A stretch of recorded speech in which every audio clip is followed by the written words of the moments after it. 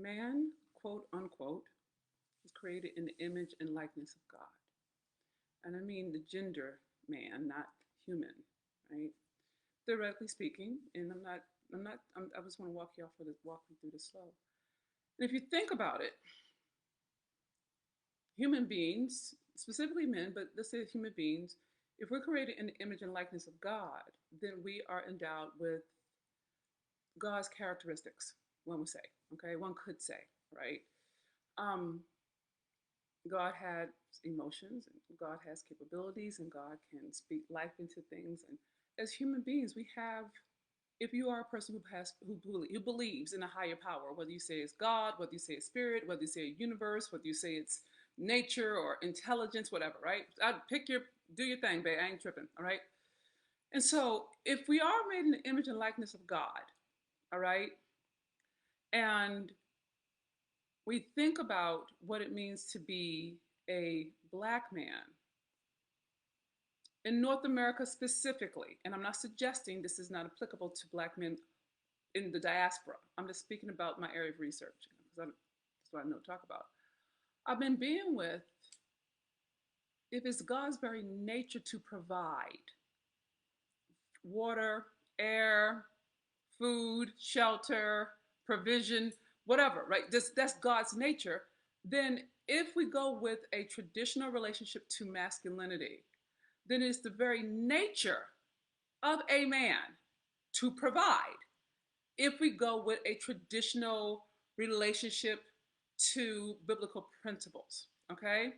And so if you think about it from a Bible perspective, the man is the head of the household, right? And the man can is accountable. Now, I want you to understand I'm saying something very specific. When I say a man is accountable, I'm not saying a man who fathers a child is accountable. I'm saying it's something you take on. It's not something that you can make someone do, okay? And so, with that being said, if you think about the history of slavery in North America, the residue, the fallout, the Reconstruction, Lyndon Johnson, peonage, the prison industrial complex, if you start just thinking about all of the literally physical structures, historical, systematic structures in place to have black men not be able to provide for their families, for themselves, but we can provide for whiteness, for white supremacy, for oppressive structures, then a black man who has systematically been held back, held down, ignored, or ostracized in terms of being a provider, what is the impact on him? What's the impact on his sense of self, sis? How does that make him feel? How does that impact his ability to know himself literally as a man of God? Hi, I'm Dr. Beanish, your hot mess millionaire, and today we're talking about provision. And I want to give you some historical context, but I also want to talk about different kinds of provision, and I'll end with that, okay? But before I go all the way in, please make sure you subscribe to the Hot Mess Millionaire podcast. Okay, the link is in the notes. And for those of you who want to hang out with me once a month, girl chat about money and business and life, you may want to go to www.thegirl.com/pre-sale. The link is here, okay? And if you don't want to hear me talk, you just want to follow the growth of the Girl app digital platform, then just go ahead and sign the app info link, and we'll get you that when we do stuff. It's we're not going to birth it until 2022, okay? So, but if you want to be part of that, you're welcome to become an early adapter, okay? So I want to get that information in before I go all the way in, all right? Now, go ahead and start tagging. Go ahead and start sharing. This is an important conversation, and I'm trying to figure out how to enter it because I want to get real booky with it, but I don't want to bore you with a lot of stuff. But I think there's one I want to, and I tend to include resources that I curate for you. I encourage you, don't take my word for it. Read the information for yourself. Get your own revelation. Okay, get your own revelation. But there's this one document. I'm gonna see if I can pull it up because it was so it helped me. Okay, it's listed below. Okay, it's kind of a timeline, really.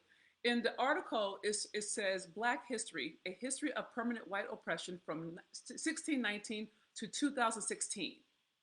Okay, slavery and Jim Crow are the parts we remember, but the parts we have forgotten extend far further and far more recent than those two institutions. So I want you to walk with me on this one, sis. This is a little booky, okay? Um, I want to talk about provision in terms of social systems, not willpower. I'm not talking about willpower. I'm not talking about pull yourself up by your bootstraps, make your way, hustle hard. That is not this conversation, girl. Honey, no, that is not this conversation because as a people we have. And we are still making less money. We are still at the bottom of the economic ladder in North America. Okay. And our men have not been able to prosper by virtue of different effects of systemic racism, of slavery, of being, of just gender, really. Black women have been given a certain kind of grace and access by virtue of our gender. We're not the threat, okay? It doesn't occur that way to white systems. Black men occur as a threat. And to be fair, they were, and they should have been because given slavery, I'm confident that there was a lot of rebellion that was never documented. That's just my take on it. But I'm gonna go with their book. I'm gonna go with their numbers right now. So I just want to walk you through a timeline, just so you can start contending with, okay, we talk like black men are just being trifling in the general ethos. Now, if you're not talking like that, don't worry about that. That's not for you. But I'm really contending with humanizing black men. And I'm noticing how much resistance I'm running into. It's like there is agreement, even among black women, that black men are trifling and all kinds of things. And not because, and I want to be clear, I can say the words, but I'm trying to be nice tonight. I don't know if it's gonna last. But my point is, there isn't any grace. It's like, oh, he did this, he did that. And we're like, okay, honey, but you're here too. You act like he did it by himself. You know what I'm saying? And I'm not okay with that. If white people related to black people the way that black women who've been hurt by black men relate to black men, we would call them racist. We would. We would say, oh, that's not okay. You're being really harsh. Well, black men get a harsher punishment starting from kindergarten because of how they're perceived. And they get railroaded into different classrooms for being disruptive, for being a threat, for being aggressive from kindergarten. Do you understand? It's kindergarten. I mean, it's not even like it's kindergarten. And yet there's a penalty. And so I want to make sure you and I, sis, that we get a historical context around the social positioning of black men and the opportunity set that they have not been afforded, that we have been afforded. And I'm doing it for one very particular reason. I'm committed, black woman, that you thrive. And you will not thrive if you're mad at black men. And you're definitely not going to thrive if you're trying to do business with black men because black men and men in general are like 50% of the population. So if you're mad at them or you're mad at your daddy, then you're really handicapping your money. You really are. And I'm not okay with that. So I'm not going to ignore the elephant in the room called black men because there are a number of us who actually love black men. And we all have wounds. But what I want to do today is contextualize the wounds of black men such that you and I have a historical context in which to hold their behavior or action or non-action. Okay, so that's the point of this. This is not about justifying anything, have no interest, but I really am interested in that we account for that you and I in our real lives, with our real men, account for the historical wounds that have never been addressed because of his gender. They're black men in general, but black men specifically, they're not safe. And I think that when you love a black man, if you allow him in, you become that for him. And it gives him some reason to provide like God. So let's walk it slow. So let's just look at this. So the time of white supremacy. So let me. I'm going to say a couple of things. And someone may want to describe this. You may want to write this down. Okay. And you have the articles there. Okay. Please share. Please tag. This is important. We is I want to make sure when we talk about things, we're talking from an informed place, not an emotional place. And I'm good with emotion, but I'd rather go get some facts, right? So, okay. And so what I'm arguing for in this particular broadcast is the historical context of Black men being limited in terms of their ability to provide. And I'm not talking about willpower. I'm not talking about hustling. Every day I'm hustling. Every day I'm hustling. I'm not talking about that. I'm talking about how historically Black men have been undermined in their ability to be providers, to be what they were built for by God, to be accountable for that which they love. And they have been undermined since 1619. Okay? So, timeline of white supremacy. Okay? So we have slavery from 1619, okay, all the way to 1865. Okay? And so then we go into Reconstruction. Okay? Reconstruction and the federal New Deal exclusion, the redlining happens between 1865 and 1900. Jim Crow and segregation happened between 1900 and 1965. Now, check this out. Mass incarceration, I'm sorry, Reconstruction happened between 1865 and 1900. My bad. The New Deal exclusion, we were left out. That happened right around in the 19 in between around 1965, before just a little bit before 1965. The war on drugs and mass incarceration happened in 2016. Okay, now right under Jim Crow and segregation, we have convict leasing and debt peonage. Those are the predecessors to the prison industrial complex. Peonage is when Black people were freed from slavery, but they got tricked into working for white people because they had no other option. And it was peon, like getting peon debt. So it was like working off debt. Okay, and if you were a convict, if you the laws are, we're not gonna go all the way into the laws today, but there are laws that are still in place, by the way, that if you can't have an enslaved person unless they're a convict. So when Black men would get arrested, they would be leased, sent out to work to make money for um, inside of the prison. By the way, I want you to understand this. They didn't have to leave prison. They brought them, like, whether it's a whole thing, right? But they would actually have to work for white people for pennies, okay, to work off their debt because they got leased out as just as if they were a horse or still enslaved. Do you see what I'm saying? And so we also have when you have a felony, the moment you go to jail, and you think about the war on drugs and three strike rule and how Black men went to jail for marijuana for 20 years.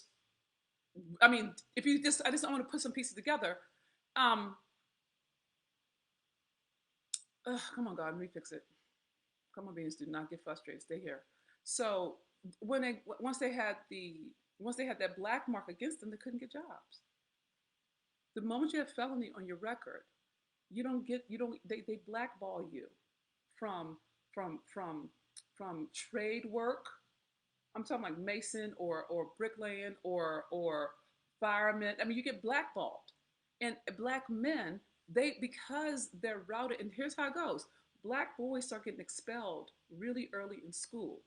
The more they get expelled, the less they go to school. Okay, or they get directed to those classes where they're the problem, and then they get expelled. And so they have a higher dropout rate because when white people see them, and I'm Black, so I'm not tripping too hard about that. But the way it's positioned is that they are a threat, they are aggressive, they are dangerous. So they get harsher penalties than any other group. Okay? And because of that, by the time they're in the third grade, they've already been labeled um, disruptive, angry, aggressive. And then the teachers and the principals start to relate to them that way. Does it make sense? And it creates a whole thing. It creates a whole cycle. All right. And so by the time they get to third grade, they're already labeled. They're already put in slow learning classes. They're already a problem, and now they have a reputation, and they're missing out because they get expelled. They end up dropping out of school, and then they have to figure out how to take care of themselves.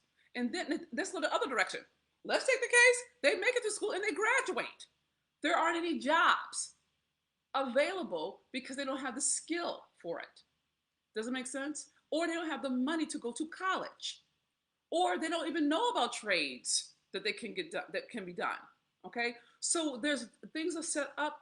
I mean, they really are set up for Black men to work to make white people rich, including in prison.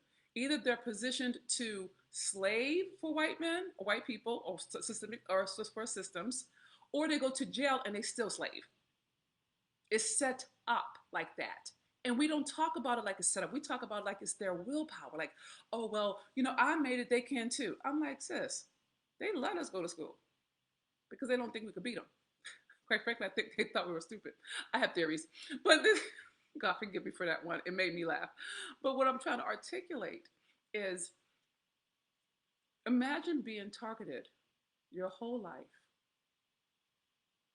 as a threat, that you're the problem. And you're trying to do good, you're trying to do right, and you don't get a handout, you don't get a hand up, you don't get anything. So there's a level of resentment that comes with that. But more than anything, there's a level of helplessness that comes with that. Because no matter what you do, you bump into walls. And at some point, you start getting frustrated and you stop trying. And you start making your own way. And then we get into illegal activities. Because fundamentally, you just want to take care of yourself. You don't want to have to keep asking master for something. You don't have to keep being ridiculed or laughed at. It's just very human emotions. It's just, when I think of Black men, I'm training myself, sis, you may want to take this on, okay? I'm training myself to see Black men as somebody's baby boy, as somebody's little man. I'm looking for his humanity. I'm looking for his vulnerability. I'm looking for him, not his protection. And a lot of times you and I bump into the protection and we think that's him. But that's not him. That's his self-preservation in a world that's designed to have him be less of a threat by making him helpless, by getting rid of the tools that won't let him have a voice. And I will say this, and I'll go back to the teaching, Lord. Have you noticed that anytime a Black man starts to get too much power, he gets into a scandal? Somehow or another, white people find a way to discredit him. Like, it's like, I mean, if you think about something like Michael Jackson, they started a scandal that was proven wrong, but it didn't matter. Same thing with Bill Cosby. I'm not saying he didn't do it. Don't get mad at me. Don't get mad at me. But it went down right when he was trying to buy a network. Okay? If you think about different Black men historically, that whenever it looked like they were going to be a leader, they either got discredited or dead. Check it out for yourself. Okay, check it out. So, and then there were Black women, they assassinate that character while we're alive. Look what they did with Michelle Obama, right? And so there's a certain level you can get in America as a Black person, that if you get too much power, too much influence, there's something that happens where, and I believe fundamentally it is intentional, that's designed to discredit you or take you out. And that, if you look at history, check it out for yourself. Don't take my word for it, but look it up for yourself, okay? So my point is, I want you to think historically that when we talk about Black men being trifling or being idle or not knowing how to follow through, I really want you to take the case they haven't been trained to. And I've said this before, but I'm going to say it again. I believe firmly that we as Black women have unfulfilled expectations based in gender roles of what Black men should and should not do. Now, hear me when I tell you, I know Black men have done some foul shit. So don't think I'm being precious about this. I know that. You know that. So have we. I know some women who have used their children to punish the men that they loved. My mother kept me from my father because she was pissed. So I'm not saying this like I'm not saying it like, how can I say this, God? I'm not saying it like a pacifist or a positivist, like, oh, Black men are great. I'm not saying that. I'm saying they're wounded. And they don't know they're wounded because we don't use that language with them. We use it as they're wrong, they knew better. How could they know better when their fathers weren't even in the house? When society really structured it so that they really can't win. They always have to answer to a white man. And we don't account for that. At least I haven't. And if you have, great. But I am accounting for the humanity of every black man in my life. I'm taking the case that he is wounded, that he's not malicious, he's wounded. Now, I'm not talking about the ones who are abusers. I'm not talking about the ones who are doing bad things to you. So I'm not talking about acting out. So please do not mix my words up. I'm not condoning domestic violence or rape or sex trafficking. I'm not talking about that group. I'm talking about regular black boys, regular black men, your cousin, your brother, your father, your uncle that you love, that you know is a good man. Those are the only ones I'm talking about. I'm not talking about the ones who are so wounded that that the amount of anger has turned to hatred, that they act out on their own bodies and anybody in their space. That is not the group I'm talking about. I don't have I am not a healthcare professional, so I'm not talking about that group. I'm not, sis. So please don't bring that to me because I'm not equipped to talk about, okay, well, how come he beats me? I don't know. But what I can say is if he's beating you, you need to leave. Okay? I'm not advocating you stay in an abusive relationship as an act of love. I am not saying that. Please do not misunderstand me. I am talking about black men who are great guys, amazing human beings, and they have wounds. That is what I'm saying. And I think as black people, we all have wounds. And I think it'd be silly to think we didn't. I think it'd be kind of arrogant. Oh, we ain't got nothing. I'm good. I'm like, really? Well, I'm not. That's why I got a therapist. You know what I'm saying? And so my point is, when a black man cannot provide, I'm going to invite you to consider that it's not that he's being difficult or he's being lazy or trifling or that he's a bum or he just doesn't care. I want you to consider that maybe he's hopeless.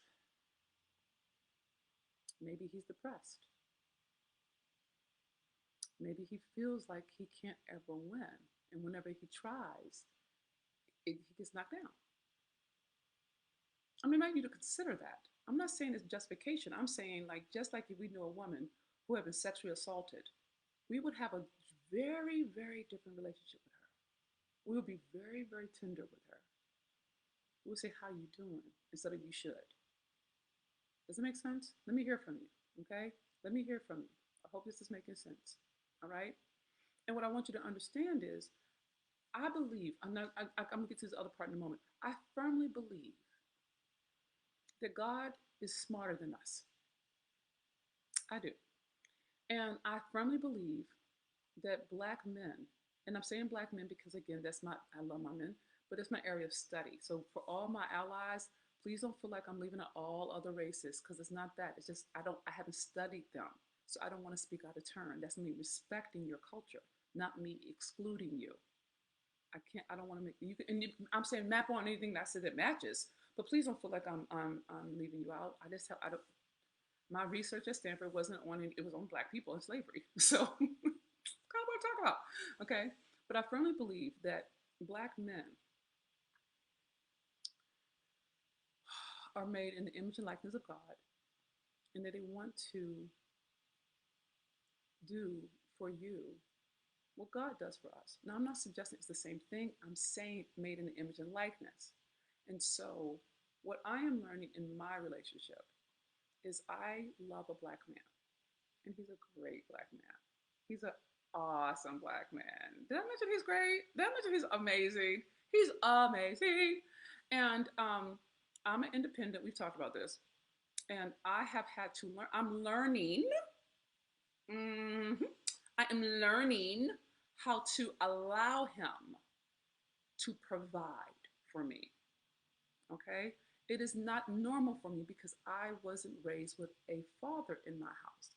I am healing my father wound, and I did not realize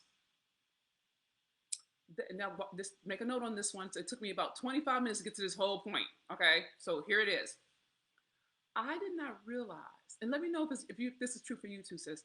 I did not realize the cost of not having a father. And what I mean by that is this: because I grew up poor, right? And because I grew up in violence and I grew up unprotected and I grew up on the streets, I grew up in a certain kind of condition that required, for survival purposes, for me to provide, not just for myself, but for those people that I love, whether it was blood family or friends or people who let me sleep on the couch, right? And so I've been providing since I was 14. And it's been, and proudly so. I mean, I feel good about my ability to take care, right? And so with I call him my him now, my guy, he's a provider. He's a protector and a provider. Now, I didn't even understand. Let me tell you this. I didn't even understand that there were different kinds of black men. Because in my neighborhood, I was used to a certain kind of black man because I come from street culture. But then there are other kind of black men who are also street culture. There are provider black men. There are protector black men. There are black men who see themselves as fathers more so than boyfriends. There are black men who are teacher black men. I mean, there's different types of black men. I'm like, oh my God, I didn't know. Okay. It's like ice cream, different kind of ice creams, right? And so I didn't know that. I thought all the black men were like the men I knew until I started to live. And so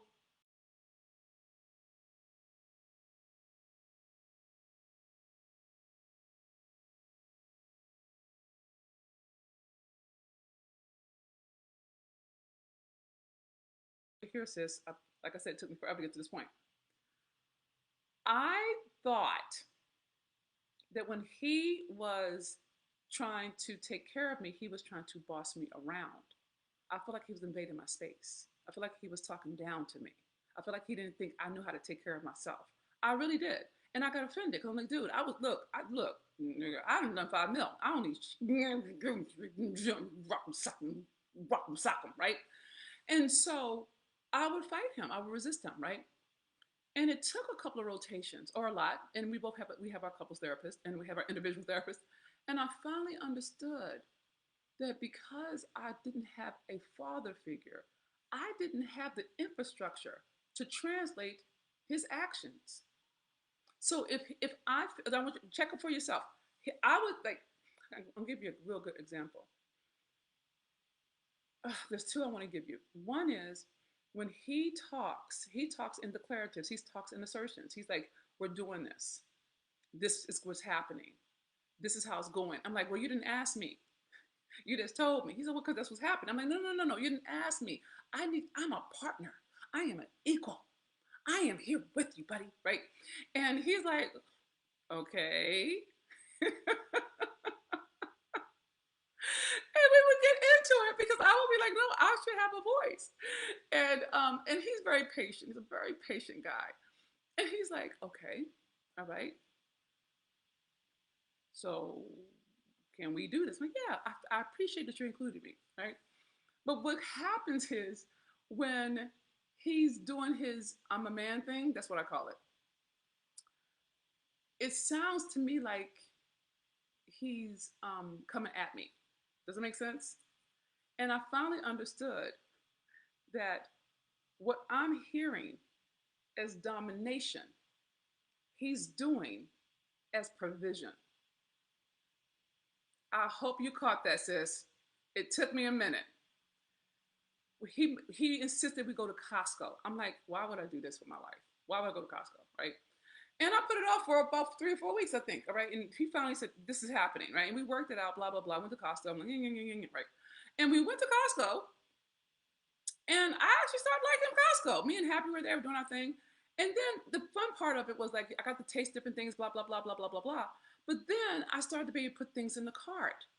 Now, he bought all the stuff in the cart. Then he packed all the stuff in the car. Then he drove us home.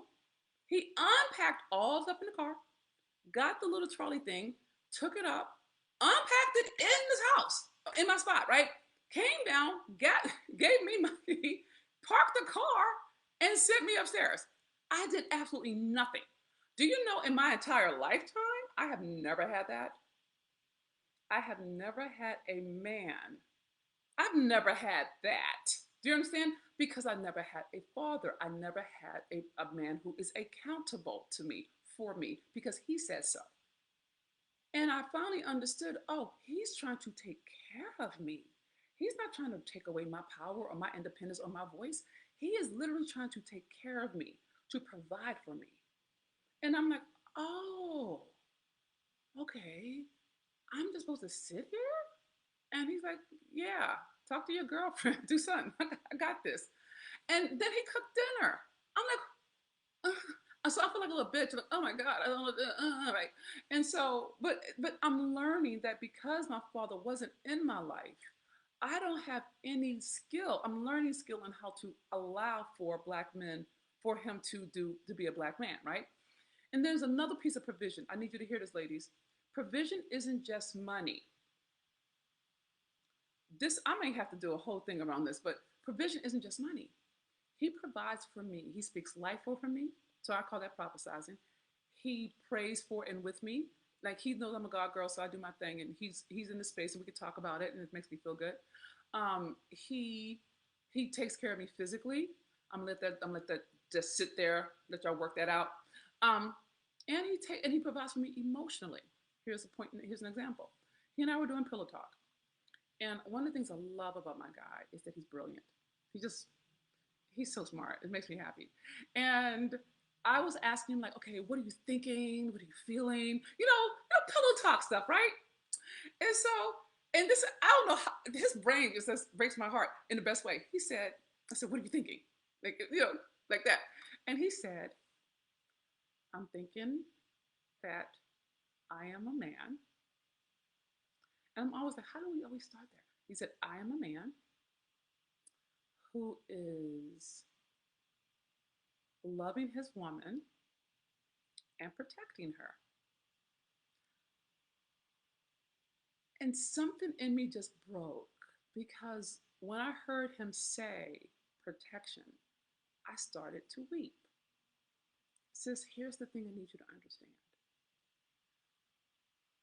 I started to cry when he said protection. Now we're in bed, by the way, right? It's not like we're outside. We're like, so why would I need protection, right? But when he said it, what I understood was I had been feeling a certain kind of way and I didn't know what the name meant. I didn't know what it was. But when he said protection, I actually felt safe. Now, this is what makes it salient. I didn't know what safe felt like until he said protection. I didn't know what it felt like. And it hurt me because I'm like, I'm 50 and this is the first time in my life I'm actually feeling safe. And the answer is yes.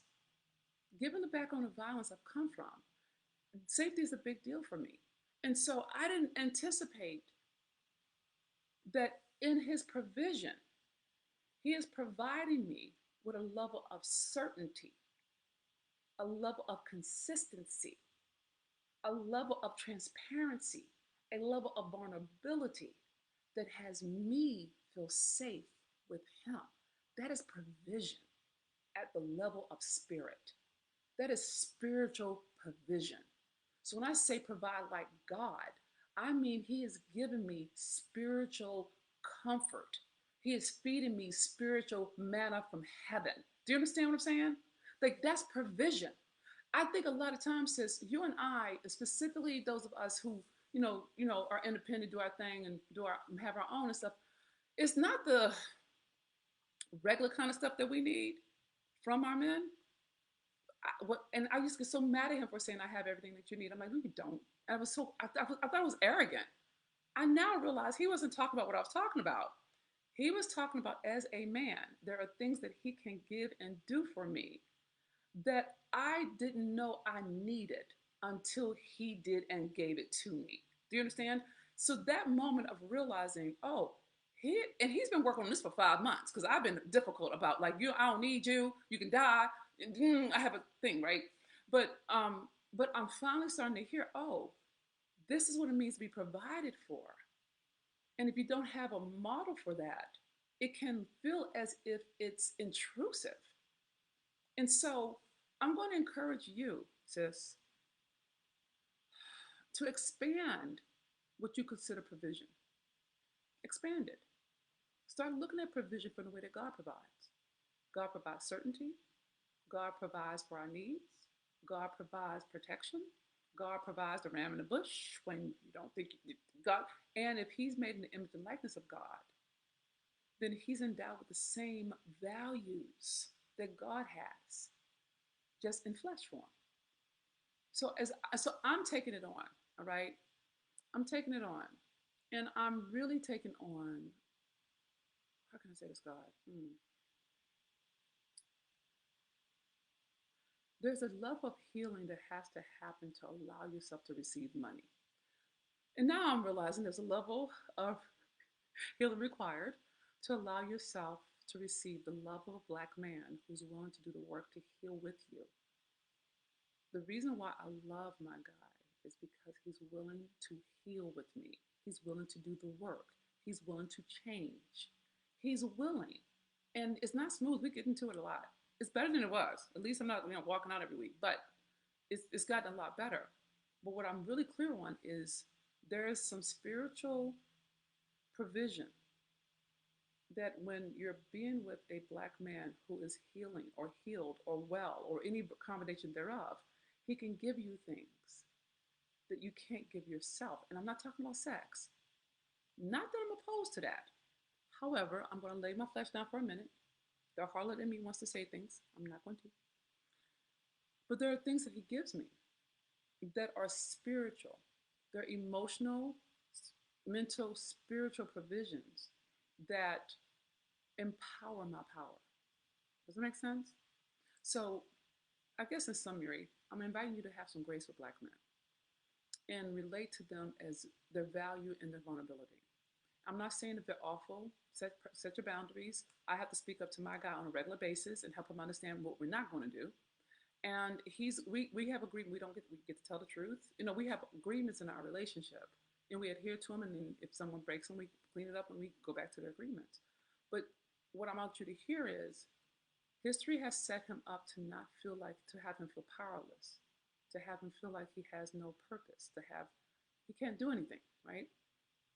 I'm starting to think that maybe the reason why God, in my opinion, gives us each other is so we remember who we are. And He is God wrapped in flesh in his own way. And I don't think that He can remember that without you, sis. I don't think that. I think that when you allow the Black men in your life to provide in any way that they do, any way that they are able to, then they now have an organizing principle around which to build their entire life. And when a Black man loves you, you become his world. You become everything to him.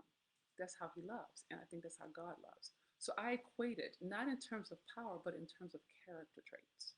Does it make sense? I hope it does. Okay? All right, beloveds, thanks for sitting with me today. This is Dr. Vinny, your Hot Mess Millionaire. Sis, please remember this. You are worth so much more than you have ever been taught to believe.